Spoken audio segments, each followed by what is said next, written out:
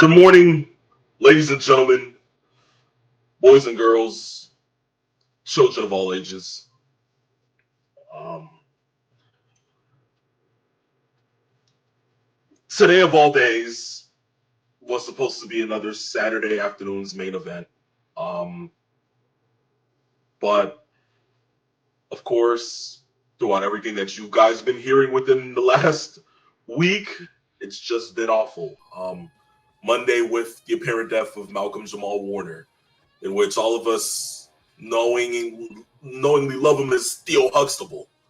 The Prince of Darkness, Ozzy Osbourne, who was a week and a half removed from literally performing in his hometown of Birmingham in England, passed away. And now, nearly 2 days later, the wrestling world is stunned with the death of Hulk Hogan. Um, where do I even begin? Um, Before I even say anything, I want to go ahead and add peeps into here. And I want to make it relatively clear to every single person who's listening currently, whether you're on Twitch, Twitter, YouTube, we appreciate you guys. We thank you guys for tuning in. But I also want to give this out. There is no such thing as disrespect. There's no such thing as hate in a time of death. Genuinely, there isn't. And that's what I want to begin this with. And here's why. Within professional wrestling, when you go ahead and you speak about professional wrestling, the name most synonymous with pro wrestling and this gift that we have as wrestling fans to be able to access this phenomenon known as sports entertainment, one name comes to mind within every heart and within every soul. I don't care what age group, what ethnicity, what background, what country, because known around the world is this man. I kid you not. Peeps, just a quick story. Before I went ahead and embarked on a trip to the Royal Rumble last year in Tampa, we were going around picking up the group of my friends, and we stopped by one of my friends' houses, and upon the moment of reaching, his parents, who weren't fully into wrestling or whatever the whole, this is my friend's first event. And we sat there, and we're in the car. We get out. I see his father, say what's up to him. He's like, yo, you guys are going to go ahead and go to the Royal Rumble. Yeah. He's like, oh, you must love wrestling. I was like, yeah, most definitely. And then he goes ahead and he was like, yeah, me, I was a Hulkamaniac back in the day. Instantly, I was like, you know what? I get it. I understand. I fully understand. But you see, within professional wrestling, Hulk Hogan is the driving force, the constant. Ladies and gentlemen, when they called him the Golden Goose, yes, he was the Golden Goose. Greatest face known to man in professional wrestling, without a shadow of a doubt. I literally thought this man was immortal. And then life had to become reality and show me that immortality doesn't truly exist within this realm of earth. But all in all, when I sit there and I'm speaking today, I had to ask myself, do I want to speak for Hulk Hogan, the man that I knew from a side of being a fan of professional wrestling, throughout all the content and throughout all the stuff that I watched growing up as a kid, to all the stories that I would hear? Should I speak about that version of Hulk that I know? Or should I speak about the version of Hulk Hogan that is known to all of us? I say that in times like this, what it truly boils down to is that Hulk Hogan was the face that ran the place. His contributions to the sport of professional wrestling is something that will never be forgotten. Without the push of Hulk Hogan, would we be able to be sitting here today speaking about professional wrestling on a global scale? Or would me and Peeps be speaking about two totally different territories, with him being in New York and with me being in Atlanta, Georgia? Would I still be sitting here talking about Crockett while you're still talking about Vince running it the way that his father would have wanted it to be ran? What would be the whole factor of professional wrestling? We'll never have to know that question, because why? Hulk Hogan was doing his diligence within the world of professional wrestling. Case closed. So at a time like this, only thing I can possibly say to make sense of this is thank you, Hulk, for your contributions. Thank you for going ahead and doing what you had to do to somehow make this whole thing, this phenomenon that has been going on for nearly a century at that. Thank you for breathing more life into it, for it to be something that I can speak about for future generations, hopefully to come. To the family, to friends, to comrades of Hulk Hogan, my condolences, our condolences here on Same. But Peeps, floor is yours. Well, we've been doing this show now almost 5 years. And in that span, we've had to eulogize a lot of wrestlers over that span.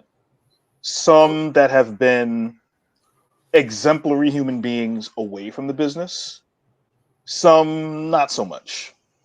But the point is that in eulogizing those wrestlers, the one constant that was there was that they were in the business of professional wrestling, the business that we love, the business that has been bankrolled by a lot of people, the business that had born this second incarnation of a show that was started way back in the 90s on college radio. If there was no Hulk Hogan, there would be no, maybe the interest of professional wrestling would still be there, but it would not be to the heights of where it is now. We would not have the equivalent of wrestling palaces in quote unquote WWE, AEW, WCW, TNA, MLW, New Japan, All Japan, Evolve. We would not have any of those big premier wrestling companies and businesses going forward today. Now, obviously, WCW no longer existing in an operational standpoint, but it was absorbed by the WWE. Those kinds of things would not have happened without the importance of one Terry Gene Bollea. We all know him publicly as Hulk Hogan, a guy that started in the business in the late 70s. Around 1977 is around the time when he started training. And a lot of people know his story of how he broke into the business initially as a bouncer, wanted to be a rock and roll star, wanted to play guitar, got into the wrestling business, had his leg broken by Hiro Matsuda, who was his trainer, just to see how he would respond, see if he would quit. He came back months later and started a trend and a trek of a career that can only be looked at as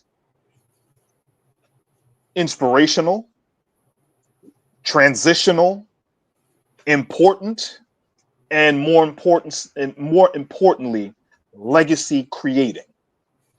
There is no wrestling that we look at right now. There is no wrestling video games. There are no wrestling DVDs. There are no premium live events. There is no Peacock WWE network. There's no Monday Night Raw on Netflix, any of these things that we see without Hulk Hogan. Now, I want to bring it to the point of looking at the importance of Hogan, not only just in ring, but culturally. For those that don't realize how important Hulk Hogan is to the world at large, he spent a good chunk of the first year or two of his career not just in the United States, because he did wrestle for Jerry Lawler in Memphis. He did wrestle in Florida. He did wrestle in other places. But he spent a good chunk of the first part of his career in New Japan and became, over a small time frame, the number one gaijin, which is what they call foreign American wrestlers that come over to Japan, and became the number one draw, where he wrestled as Ichiban Hulk Hogan with the black tights and the silver boots, and he did not use the leg drop that we know of, because it's a complete tale of different personas. Hogan in Japan was a heel. Hogan in Japan was dominating. Hogan in Japan was Vader, Brody, Abdullah the Butcher, and a lot of other wrestlers wrapped into one.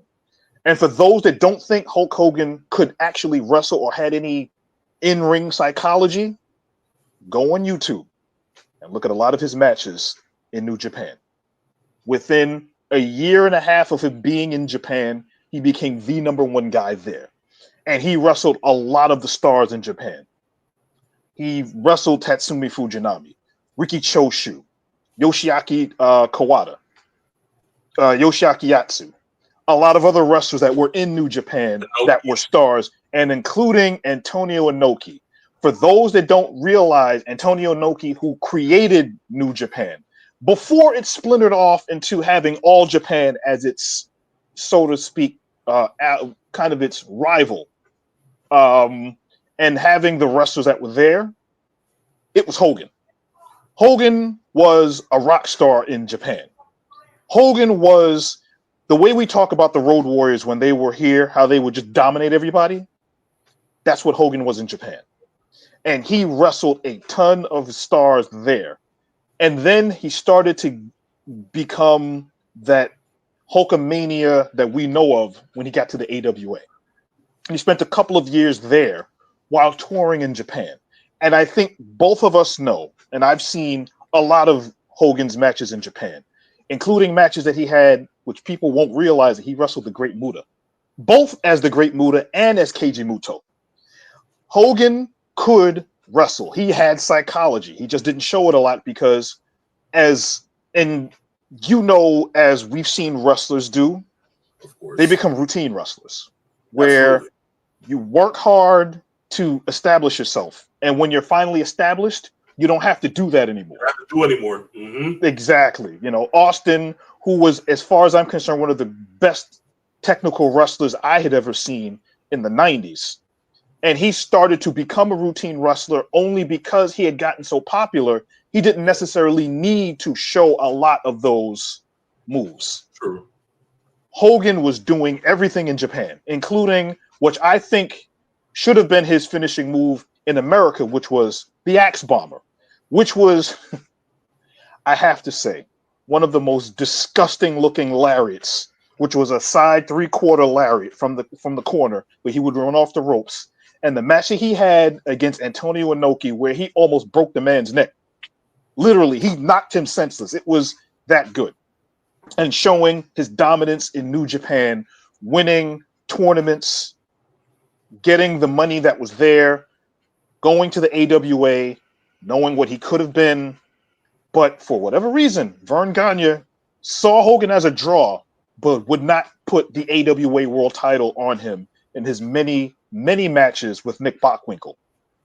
And I tell you, the memories that I've had of Hogan then and watching on VHS tape, yes, remember that back in the day? You can now go on YouTube and watch a lot of these things, but when I was growing up and when we were watching certain things that we weren't allowed to see because we didn't have access to, it was on VHS. And we would see all of those matches. And I'll ask you, before we get into some of the other things that Hogan has done the latter part of his career in the WWF, WWE, what is your opinion of Hogan early on? It's crazy because in all sense of the word, tributes, I shouldn't be the one answering this question right now. And it's funny because look at the timing. He always finds a way to strike in the middle of timing, but I'll give him the floor for this one. And guys, this is the first time you'll be seeing him since most likely a couple of weeks back. But I give the floor to my uncle, our uncle, your uncle, Triple C. Phenomenal one, People's Nature Boy. Greetings and salutations. Greetings and salutations. Hello, everybody. Saturday afternoon's main event. Uncle Triple C here. Listen, I had zero intentions on coming on this program.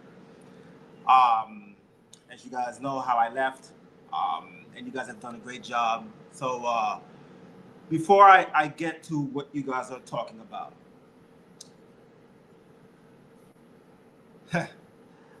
life, love, there's a lot of things that, in life that you regret doing, you regret saying, and we all will have a price to pay somewhere down the road. With that being said, I just want to say, celebrating Hulk Hogan, to me, that was my guy growing up. Growing up in the 80s, my dad, my nephew's grandfather, his guy was Bruno Sammartino. Growing up, obviously, Pete Snake, a young Pete Snake who, was about 500 years old.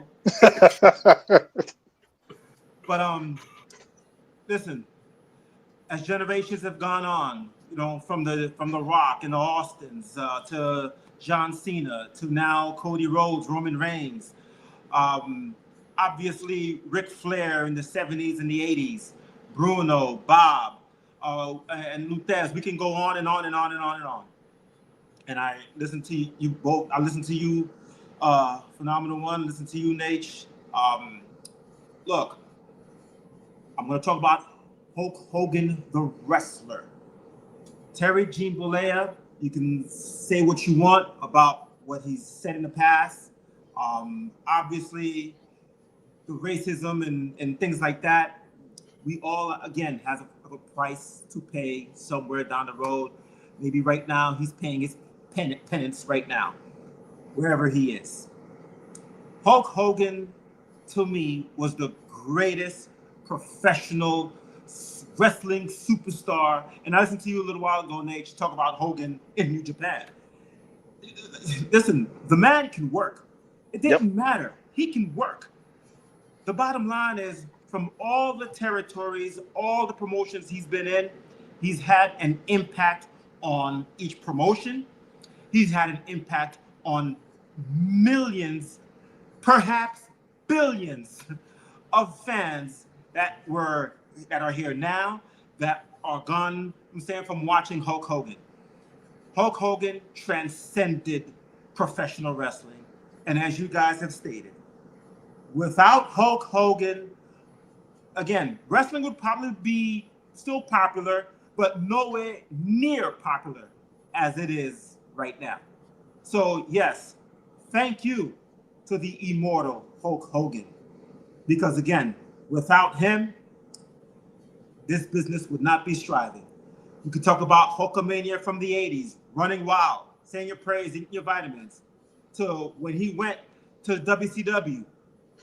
Then he became Hollywood Hogan, once again transcending wrestling into the pop culture it became, to the phenomenon, pun intended, Phenomenal One. Pun intended indeed. To what, again, we are discussing. Hulk Hogan, wherever you are, rest in peace, brother. From at least one Hulkamaniac, I will always love Hulk Hogan. Yes, I am an Undertaker fan, but before Undertaker and the Dead Man, it was Hulk Hogan for me. And Hulk Hogan, wherever you are, you rest in peace, brother. And with that said, I just wanted to just say my 2 cents. You guys continue doing what you guys do best. Nate, I know you say it all the time. Laugh. Good times. All the wrestling views possible. Phenomenal one. Ladies and gentlemen, boys and girls. Children of all ages, indeed. Do your thing. You guys are awesome. You guys continue doing what you guys do best. Love you guys. I'll see you guys soon. Love you too, man. Take care. Wow, peeps. Yeah. Look at that. This is what it means when it comes to professional wrestling. This is what it means when it comes to certain people who, like you said, peeps, like Uncle Triple C said, transcended the business. Yes. Not even just the business here. He Pop transcended culture, entertainment, pop culture, television, movies, rocket wrestling, whatever you want to call it, Suburban Commando. Own cartoon. He had his own cartoon in 1984, 85. Hulk Hogan's Rockin' Wrestling, which we watched. I mean, in the grand scheme of things, the cartoon was horrible. But at the same time, it's the fact that it got so big in the wrestling business that we can sit here and say Hulk Hogan, because of his popularity, from that, a cartoon was born that was on for 2 years on CBS. That should tell you a lot of how he transcended entertainment.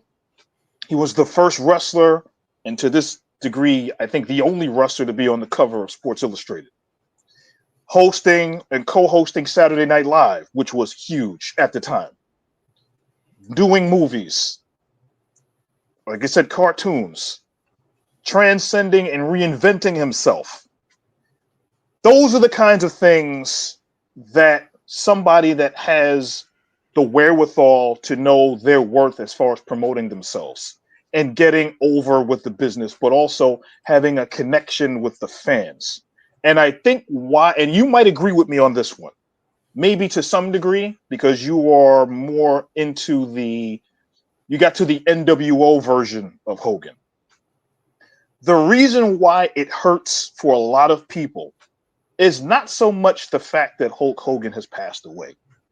It's the fact that his passing signifies a huge chunk of someone's childhood passing away, which is something that a lot of people are finding it very hard to reconcile today, July 26th, knowing that he's been gone now 48 hours. And knowing that the importance of that, as we've talked about with Ozzy Osbourne, who has just as strong a presence in the wrestling business with his music and kind of cross promoting between heavy metal, rock, and then the WWE, WWF, and even being friends with Hogan and all of the things that have transpired.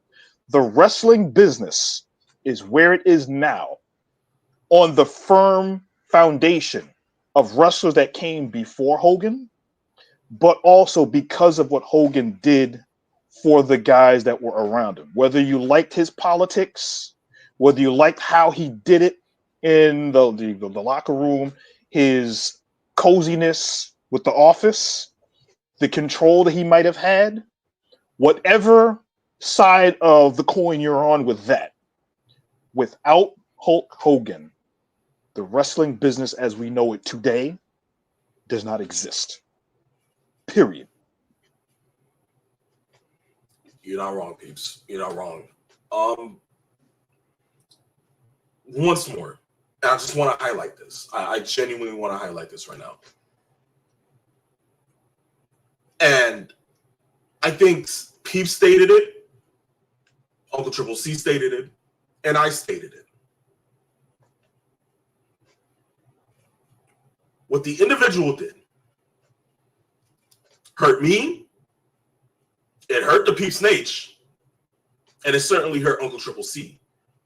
Why? Because what he said didn't offend you, it offended us. Am I sitting here right now praising the man for being a good person? Or am I praising the man for the character that he played that transcended me being a fan of the current sport that I'm talking about right now? I'm pretty sure I'm doing the second one. Beyond anything else, am I going to sit here and stand for racism?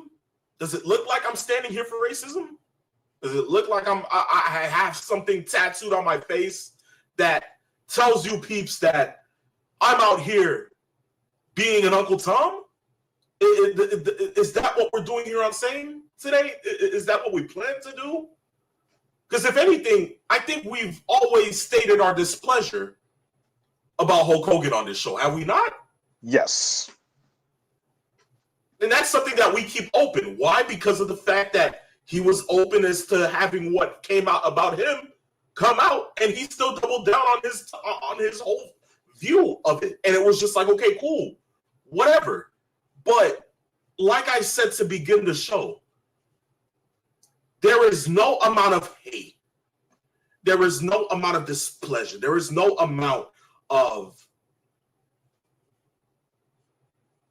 offensive statements that we can make or memes that we can shed light on that can override death. No way.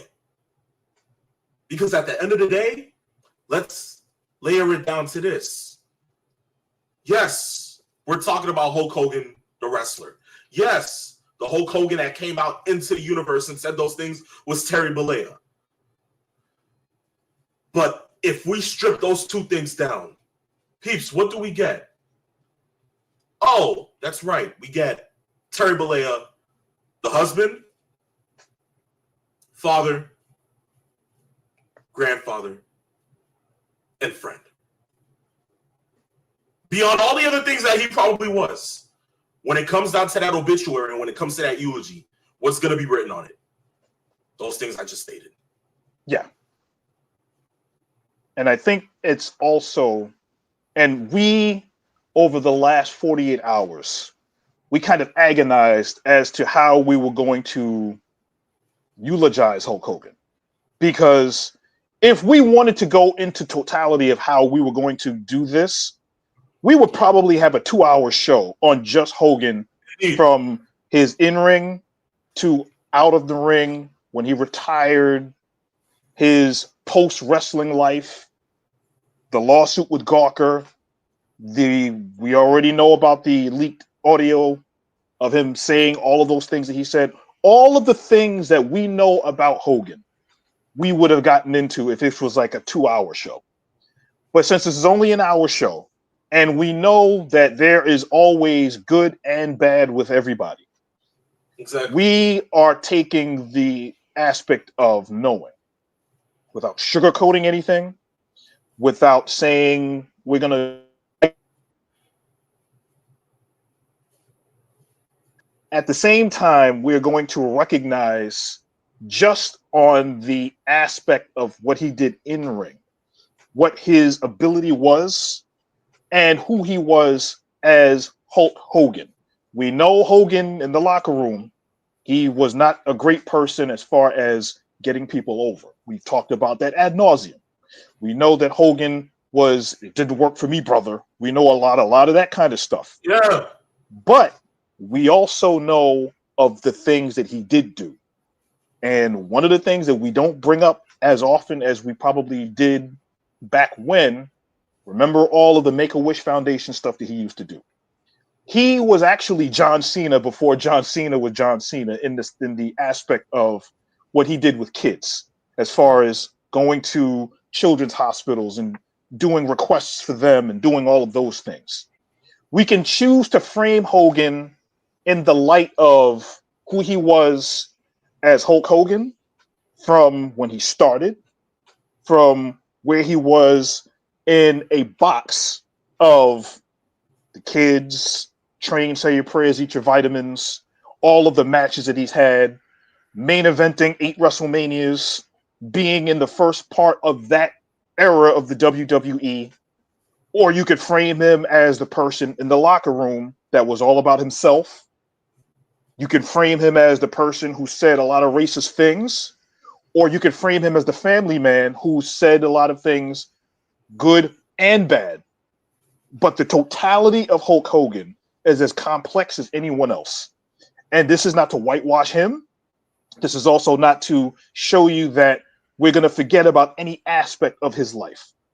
What we are here doing now is showing you that one person can be as complex on either side of their life with a lot of gray in the middle.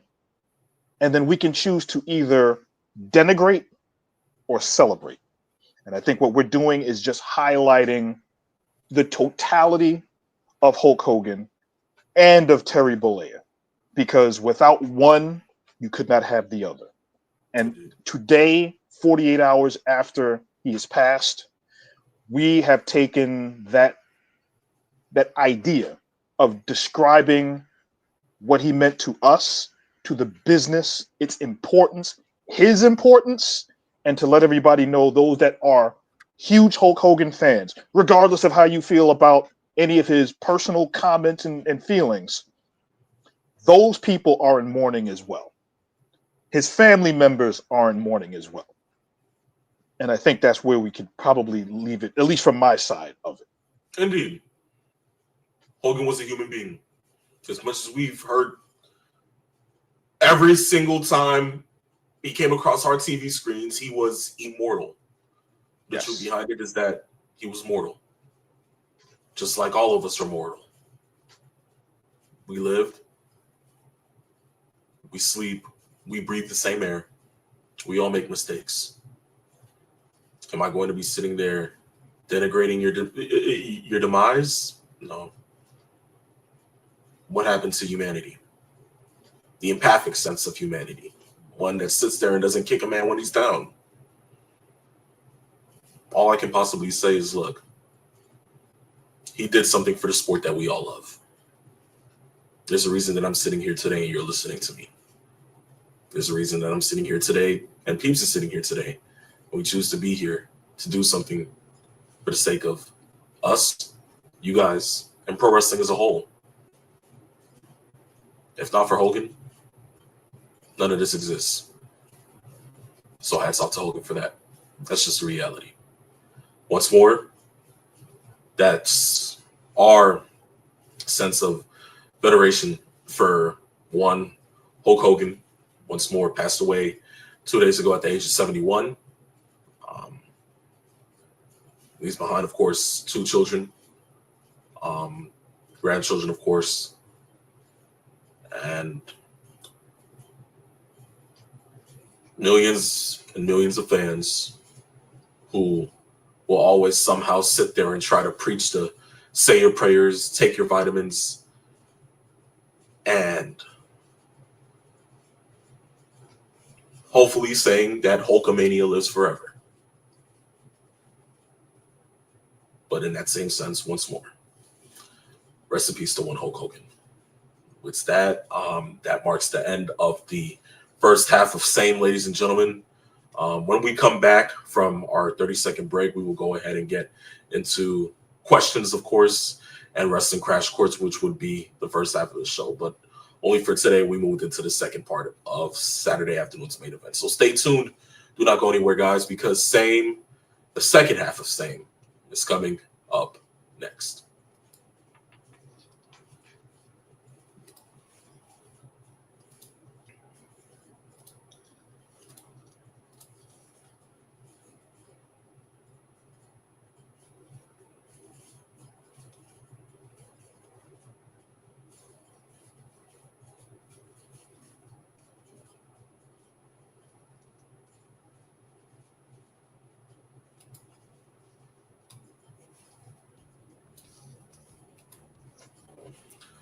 Ladies and gentlemen, boys and girls, children of all ages, welcome back to the second half of Saturday afternoon's main event. Of course, I, the phenomenal one. Alongside me is my co-host, the Peeps Nate. We're here to give you laughs, good times, and all the wrestling news possible. So let's not go ahead and waste any time with that, right? Peeps, Look, let's go ahead and get into the questions. We only have one question today, and it comes from Master Sean 007. It was too long for me to be able to go ahead and put on screen. So what I'll do is I'll just go ahead and read it from here, all right? Okay. But Master Sean 007, he says, "Greetings, gentlemen. In the early 1980s, was the time I first started watching wrestling. One television in the house, so my dad would switch it on to the WWF. And that was when I first saw Hulk Hogan. The incredible Hulk Hogan as he was billed. Coming down the aisle to the Eye of the Tiger, which to this day is one of my top 5 ring entrance themes. My favorite feud he had was against one of my favorite wrestlers, Paul Orndorff. I always felt that Hogan was going to lose his belt to Orndorff, but that wasn't the case. This scenario would ring true where Hogan seemed like he will never lose the belt. And this is where I started losing interest in his character. He then goes to WCW along with his creative control. His act worked in with me quickly. The fans seemed to agree. Then the unimaginable heel turn happened. He pulled it off flawlessly. Other than maybe Ric Flair, I can't think of any wrestler who at different points were the top face and then the top heel in the world. And then the eventual face turn again, where he won back the fans before he had his falling out with WCW. Down the line, he is back up north. Made me a fan of his WWE work when he battled The Rock. Great storytelling by the two of them. And later on, he, along with Edge, win the tag belts. Hogan seemed genuinely happy for that moment. That is what I will remember most about Hulk Hogan. Terry Bollea, he and Hulk Hogan are two different people. Terry Bollea's downfall started with him putting his family onto reality TV. We got to see over the last few years of his life that Terry Bollea is real and Hulk Hogan is but a memory. So, peeps, I think he stated perfectly within that how we should see it, right? Of course. That settles it all. Yes. And that is coming from one of the fans who's been watching us since, what, day one? So it's like one of our ride or die fans. So yes. Exactly. Yes. So when it comes from him, and of course him alongside you peeps seem like wrestling savants. It's like, okay, it makes sense. I'm keeping it a buck. But you see, coming from somebody who's actually lived and breathed it just like Uncle Triple C, just like Mr. 401 by chance, you can't go ahead and put past the fact that he did a lot of these things. Yes. Terry Bollea, that's not a shade. But Hogan, there's something there. Yes. But Master Sean 007, thank you for that. We appreciate that, man. Yes. I see one here from, who is it? There we go, Hot Rod. He asked this earlier within the show. He said this. He said, did Vince put Hogan on the map or did Hogan put WWF on the map? Say it's twofold, right? Chicken and egg question, huh? Yeah. Yeah. If anything, I think it was twofold.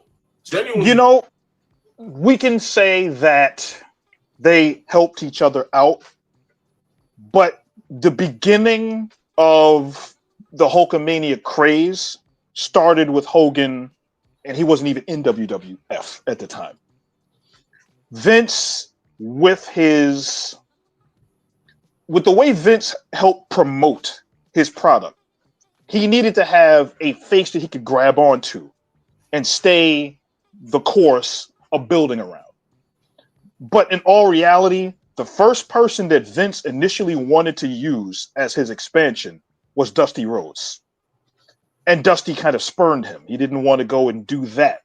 And then turn to having Hogan. Hogan was already establishing himself, especially after he did the Rocky 3 movie with Sylvester Stallone, and started to get even more attention on his name and building his cachet out.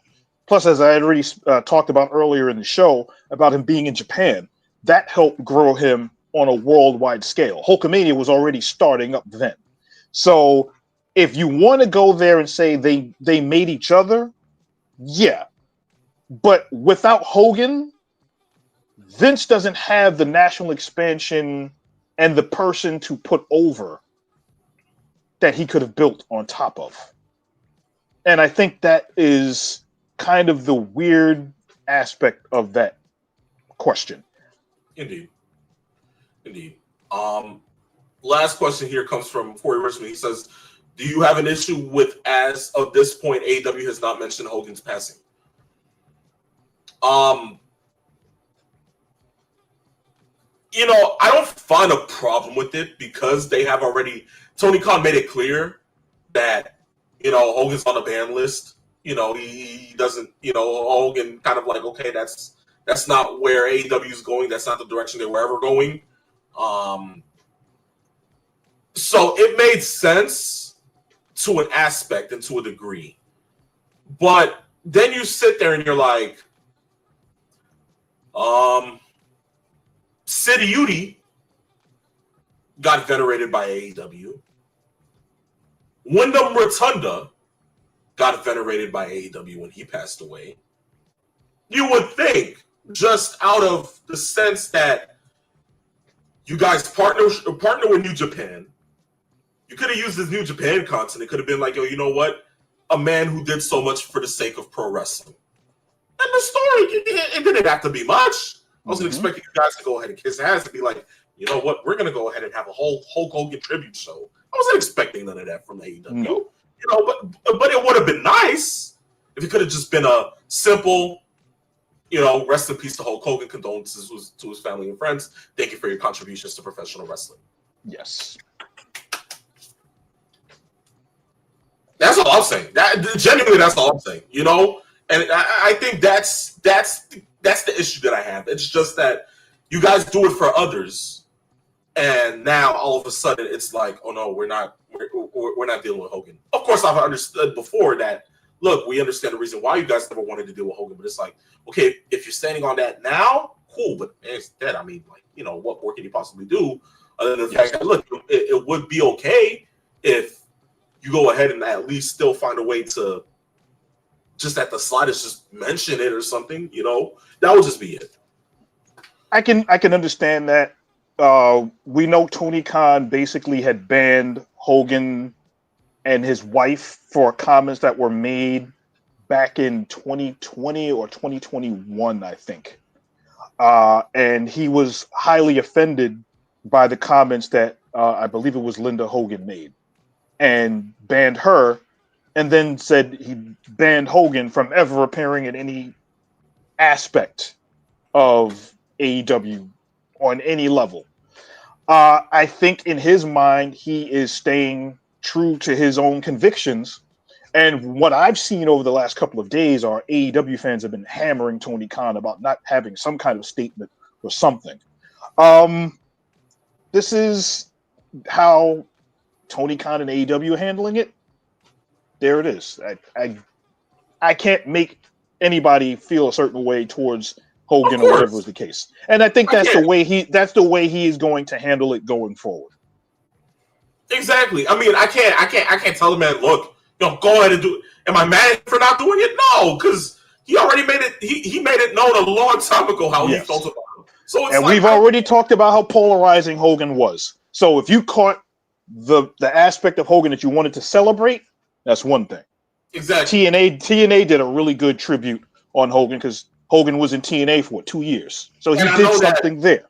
And I know for a fact that New Japan did something before, like, you know, the G1 Climax that was, I think, like earlier last night into this morning. So it was like, okay, everyone's honoring Hogan in a sense. That makes sense. But you see, it's only the promotions that he had a great hand in working with. And then Tony Khan has no real connection to Hogan on a working level. I mean, MSG did a great tribute outside of the building. Oh. They showed a picture of Hogan right after he beat the Iron Sheik in 1984, and they showed him walking through the crowd with the belt in his hand, high-fiving the fans, and that was on the outside of Madison Square Garden. So it makes sense for those places and those companies, et cetera, to have done that. Yeah. But like I said before, Tony Khan already has his opinions on Hogan and how he handled it, and I guess they just move on from there. Exactly. And if people were thinking that it might happen on Collision, and it's too late. It's real too late. Like, you know, how does that make sense? You know, you just go ahead and just say, okay, well, yeah, he did pass away over the weekend, but you guys have social media, and you guys didn't do it then. Now it's gonna look like, oh well, you know, we waited till the rest of the internet wrestling community had, like, you know, a whole problem about it. And now we just wanted to talk about it like a here damn, you know, when if it genuinely was something, you guys could have sat there and could have been like, okay, look, he passed away. All right, but bam, cool, mention it. And then probably, like, you know, within somewhere you have Tony Schiavone mention it. And then just go from there and then move on. You know, it doesn't have to be anything big, but yes. once more, like you said, Peeps, Tony has a mind of his own. We can't really, coerce that or change that when it comes down to him. But we'll see what happens with that. But yes, that marks the end of the questions, guys. Of course, with it being a little bit somber this week, we know that the questions will go back to fully scheduled programming next week. We know that will be different. If you want to be a part of that action and you want to send in a question, all you got to do is one thing only. DM us on Instagram at Saturday afternoons_main event. Send in the question. It will be featured on the next episode of the show. Remember, Peeps is pointing down on it like he's Vanna White on Wheel of Fortune. But if you guys need help and you guys still can't see it for some reason, right above my head, guys, just right there, gentlemen, right there. Yup, all right. But look, with that being said, we're going to go ahead and get to the last part of the show today, which is usually once more the first part of the show. And Peeps, when you hear this sound, it means it's time for one thing and one thing only. Peeps, 45 minutes in, brace yourself. It's time for Wrestling Crash Course.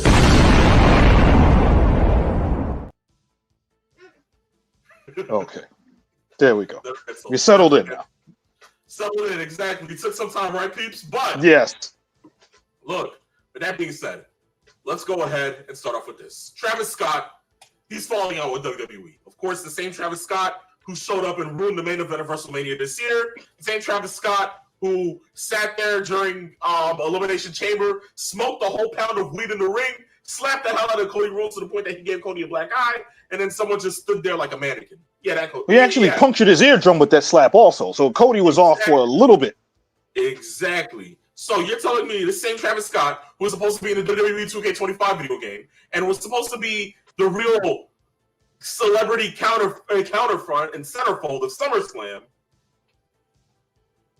is now no longer wanting ties with the company. Yes. The same Travis Scott whose theme song is Monday Night Raw's theme. You can't make this up. And this is all because he lived up to the hype his best friend lives up to, John Cena, Yes. of him not being able to wrestle. No shit. There you go. There you go. Like, can we can't make this up. Now, Peeps, we know the whole debacle with Jelly Roll coming in. We knew this was because Travis wasn't cleared. They said that he was bad and, at the Performance Center, he wasn't really listening to coaches, all this kind of boo-rah-rah and all this kind of other stuff, and you're sitting there and you're like, well, damn, okay, well, cool. Then you hear that he's supposed to be in a video game. They take him out of the video game, and now they say El Grande Americano is going to be in the game alongside Aleister Black. Which is odd because Chad Gable's already in the game to begin with. Who is that masked man? You know what? I have a good thinking that the man in the mask, right, Peeps? Just think about it. Just think about it, okay? Genuinely think about it, okay? The way the man was moving, can you think of any other venerated American that would walk around like that, but just in a luchador mask and has wrestled that long? He's still... Come on, man! Oh, yes. Peeps, it's obvious. Yes, he's on the gas. He's on the gear. There you go. I wasn't even going in that spot. I thought the man in the mask was Hacksaw Jim Duggan. It was just right, tough guy. Guys, I digress. First one of the day. Oh, there we go. First one of the afternoon. There you go. Wow. Okay, that felt good to get out. But yes, Peeps, look, when it comes down to Travis Scott, do we care? No, I don't care. So, Peeps, how done are we with this? Because if this means that Travis Scott isn't showing up at SummerSlam to help, to help Cena, is Rock really showing up? I think that's That's basically what it is. From what was revealed from one of the interviews on one of the other websites that I was on, it was kind of like open season on dumping on Travis Scott.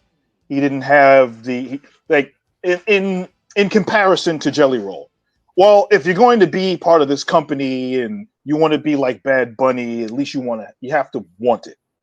And I think that was kind of a shot at Travis Scott as saying Yeah, it he didn't was. really care. He was lazy. He didn't want to train. No attention to detail. So we're hearing small snippets of comments coming out about how Travis Scott really didn't get into the ring and show the dedication of wanting to do something, especially when he told everybody he was a WWE fan growing up.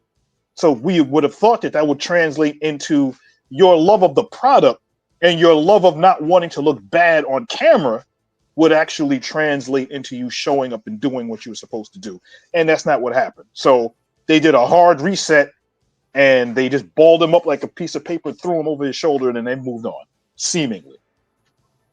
Indeed. And I mean, are they wrong? No. I care less. Yeah. You know what? Goodbye and good riddance to Travis Scott. See you later. What do you want to be? Smell you later. I don't know. Okay, you know, just screw you. Yeah. Who cares? Anywho. From there, we move to the late night show with Tony Hinchcliffe that is also taking a dive. But before we do that, peeps, you see, here's what happens. He's like, look, Uncle Triple C says, what is wrong with Peeps Nate? That is not Chad Gable. He's hurt and it never was.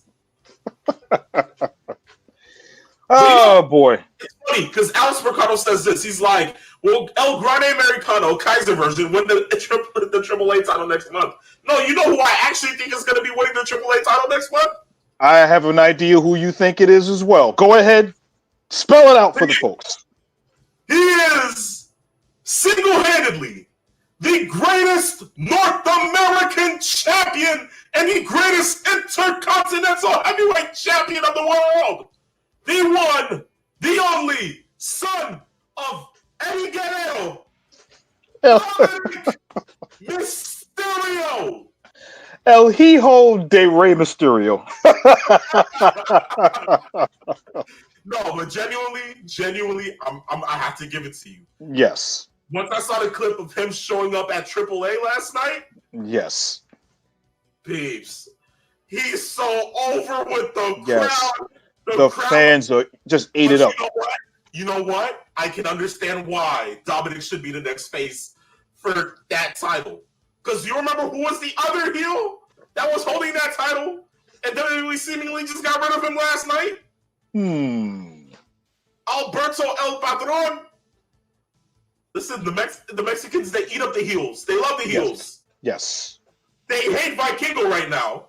Oh, yes. Grande Americano's over, but not so over.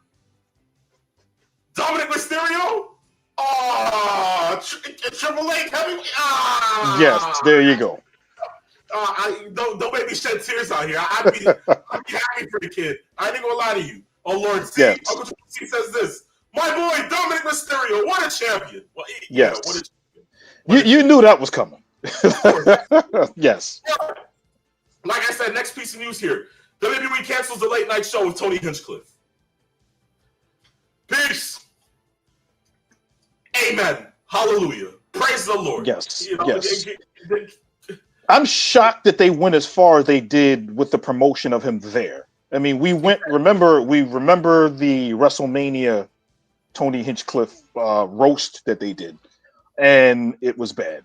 And here with this, now with Tony Hinchcliffe being with that late night show, and the only wrestler that they kind of announced as going to be part of this was Cody Rhodes. And the ticket sales, from what I remember seeing, was less than ideal, so to speak. So I don't think that there was going to be any. It made no sense to try to continue this farce. And that's where it went. And I think going forward, anything with Tony Hinchcliffe in the capacity of WWE, they're going to probably have to think about. Indeed. From there, even though this is left off the card, one thing about the SummerSlam card is that it's actually out. Peeps, the SummerSlam card has been revealed. We know what the matches for night 1 and night 2 are looking like. Perfect, cool, I love that. Of course, with the also addition of knowing that we are going to be seeing a 6-tag team TLC match? That's insane. That is insane. Babes, you know what? That match goes it's still in the show. Yes. I'm really sitting there. If it's not the women's world title match, it's genuinely this that's still in the show. Yes. Peeps, I feel like the SummerSlam card has pizzazz to it. Yes. I think that this time around, we were scared about what the build was going to be looking like for the next 2 weeks. And somehow, some way, they built this up quickly. Yes. Some matches, they don't meet the human eye. Yes. Some of them can be a little, but it's okay. I'm Yes. looking at the card right now for Saturday. Raquel Rodriguez and Roxanne Perez versus Alexa Bliss and Charlotte for the women's tag titles. Perfect. Gunther Punk, Orton and Jelly Roll versus Drew McIntyre and Logan Paul. Jelly Roll's been doing some of the best work of his life. I can't believe I'm going to say this. Wow. His promo work is actually not that bad. It's not that bad at all. He's kind of starting to grow on me. I actually sit there and begin with saying, who the hell watches Jelly Roll? But he's starting to show me that look, maybe Travis Scott was just a sour taste in our mouths. Who knows? Yes. But of course, Roman Reigns, Jey Uso versus Braun Breaker and Bronson Reed. Tiffany Stratton, Jade Cargill, Sami Zayn, Karrion Kross. Good grief! And then of course, sounds loaded. Either day, the cool thing about way that they've taken the Wrestle Kingdom approach of taking a huge card and breaking it in over a weekend is that any one of those 2 days could be a pay-per-view of its own, because the card is starting to shape up with either day as strong. Exactly right. So I mean, for me, sitting there looking at it and then knowing that Sunday is the main event is a street fight. Yes. Forget it. Forget it. Peeps. Yeah, next week is going to be one of those weeks indeed. Yes. But with that being said, peeps, when we go ahead and we sit there and we talk about, AEW and we move into that world real quick, Jay White is going to be out for months. Of course, we know that he had the whole broken hand thing. Now that's kind of scoured away. We know that he was supposed to be back eventually. Now we're hearing that he also has shoulder issues. He's going to have surgery for that. And he's looking to be out for the next couple of months, even into next year. Yeah. Babes. That sucks because the Bang Bang Gang looked like they were starting to come back together. Juice Robinson just came back from an injury. We had the Guns come back at All In. And then we know that Colton Gunn is now hurt. So AEW has been hit with a rash of injuries to their top stars that kind of hinders what they want to do on camera with storylines and certain things. So they're going to have that next man up mentality. And I think that those lack of stars on some level kind of hurts them, because in the ratings, we know that they need to have the stars that they have to try to drum up that interest with them. So Jay White being hurt, that's not good at all. At all. Peeps, look, before we get into the ratings, last piece of thoughts. Slammiversary this past weekend. Get ready to fly. I'm happy about that. Look. Leon Slater defeating Moose. That was great. That was perfect. Yes. Trick getting somewhat of a good entrance. That was something. Him ending up winning the title and stealing the title away from Mike Santana, who was literally this close to winning when literally it seemed like the whole crowd in Long Island was literally for Mike Santana. Yes. That felt like something as well. Peeps, yes. How did you feel about the pay-per-view? That wasn't a bad pay-per-view, right? The pay-per-view was pretty good. The production, I like the production of how they did it. I've been to that UBS arena. That's where the Islanders play. I was there about 3 years ago for an AEW show. And the lighting, the way it's seated, everything looks pretty good. I like the way that the pay-per-view flowed. I actually enjoyed the Tessa Blanchard match with Indy Hartwell. I thought that going in, there were so many matches and so many different things that they were going to do that were going to bring attention on a larger scale. I like the fact that AJ Styles showed up to celebrate with Leon Slater, who is the future of that company as far as I'm concerned. The main event, the only thing that I will say that is a kind of a bad look for TNA is the fact that your men's and women's champion are now WWE superstars. One won the belt at the pay-per-view, another one retained at the pay-per-view. And if you are a TNA loyalist, you probably feel a certain way about that, but knowing the long-term scale of what Triple H is trying to do, and knowing Carlos Silva being the president of TNA and what he's doing with the company as far as broadening out eyeballs to the product, this in the long run will help them out because they got they got close to 8,000 fans in the building, which is the biggest. I think they did 76-25, somewhere in that neighborhood. That's the biggest in-ring crowd they've had for a pay-per-view in the history of the company. They don't normally do big arenas along those lines, but because of the way that was promoted, who's there, and who have those championships, and by virtue of the advertising of the WWE with NXT, etc., they got themselves a lot of eyeballs, and I'm really interested to see the buy rate because I haven't checked that out yet. I don't know if it's available yet, but at some point, I would like to see what the buy rate was for that pay-per-view. Indeed. Speaking of buy rate, speaking of ratings, peeps, give us the ratings for this past week to go ahead and end the show on a high note, right? Yes, at least on a high note for NXT because NXT won this past week, and not only did they win, it was a huge win. They won the week. NXT did 747,000 with a 0.16 in the demo. AEW Dynamite did 608,000 with a 0.14 in the demo. So the demo went down for AEW, and even more so, 608, which is an improvement over last week's abysmal. Even though they won, they did a sub 600, and it was an uptick in the people that were watching. But wow, they lost by almost 150,000 viewers in that time slot. Christ. Yeah, that's something. Yeah, that's something. Yeah, improvement indeed. Improvement. Come on, guys. Improvement. Let's go here. You know, especially since we know they have a pay-per-view coming up next month in Forbidden Door, which is going to be in London. They're going to have to pick up the viewership and the attention to the product going into that build. And I am interested to see how they build that show as this being the first pay-per-view that they have done where the Death Riders are not in possession of the AEW World title. Not wrong. You're not wrong. Well, look, we'll have to see what happens till then. But look, with that being said, that kind of marks the end of today's episode here on Saturday afternoon's main event.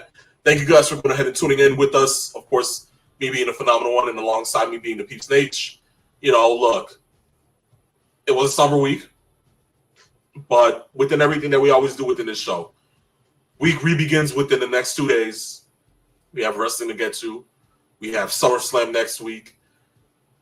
There's still more things to be looking up on. Because at the end of the day, professional wrestling never ends. It continues to live on forever. 24/7, 365, and an extra day on a leap year. It never ends. Never ends. And with us, we just enjoy the love. We just enjoy being on a ride with you guys. So look, that being said, this is the end of saying. And it's with that we leave it to you guys here on Saturday afternoon's main event. That had a phenomenal one. And for, of course, our partner, Mr. 411, Christopher Morton, I'm the Peeps Nate, where we came. We saw. And in the words of the Oracle Paul Heyman, we conquered! We conquered, ladies and gentlemen. See you next week for episode 32. Phenomenal one. Peeps Nate. Saturday afternoon's main event. Peace. Love. Farewell.